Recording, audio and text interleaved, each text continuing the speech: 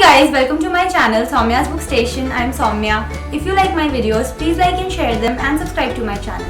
So guys, I love reading, but that does not mean that every book that I read is an amazing reading experience for me. So in today's video, I am going to talk about some of the books which I read but did not like that much. So let's get started.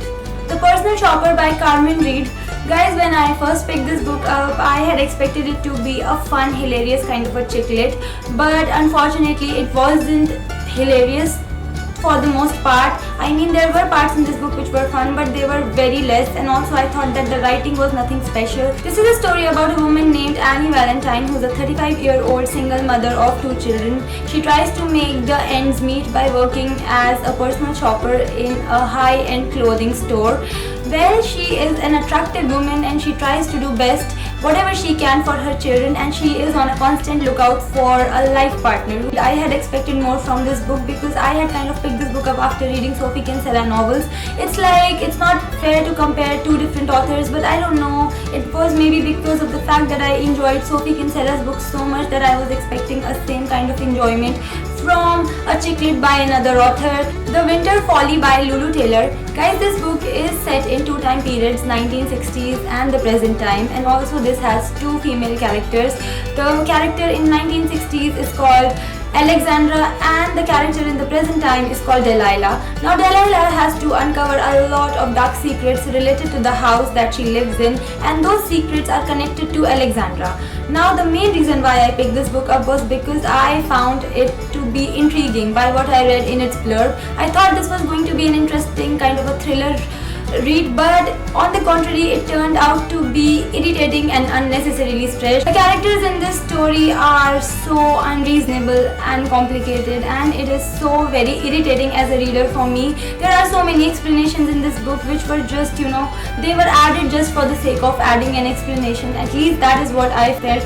Overall, this book was very tiresome. Everyone has a story by Savi Sharma. A lot of people might like this book because if they didn't, how else did it become a national bestseller? But I'm not one of those people who would vouch for its becoming a national bestseller, because for me this story was a complete letdown in terms of almost every aspect. Number 1, the writing. As for myself, I found it to be amateurish and scattered. The story, for me, it couldn't have been more cliched. And thirdly, there is no thirdly actually. These 2 things are enough to wreck your experience as a reader. Carry On by Rainbow Rowell. I know this is a very popular YA novel, but I do not seem to share the popular opinion about this book.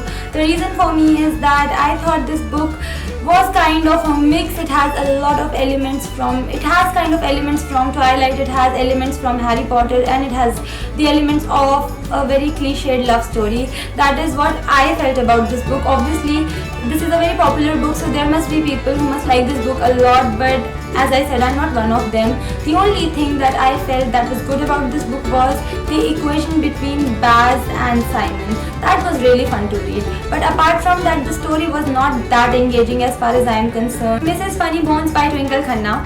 Guys, this is a non-fiction and this has been written by Twinkle Khanna in first person. This is kind of an A to Z aspect of her daily life, and I would like to say that this book was supposed to be funny, witty, interesting, but I think it was lacking in all these areas, because for me the funniness or hilarity of this book and the wit felt to be forced, and that never works, because you are able to laugh, you are able to appreciate the repartees when they come out as effortlessly.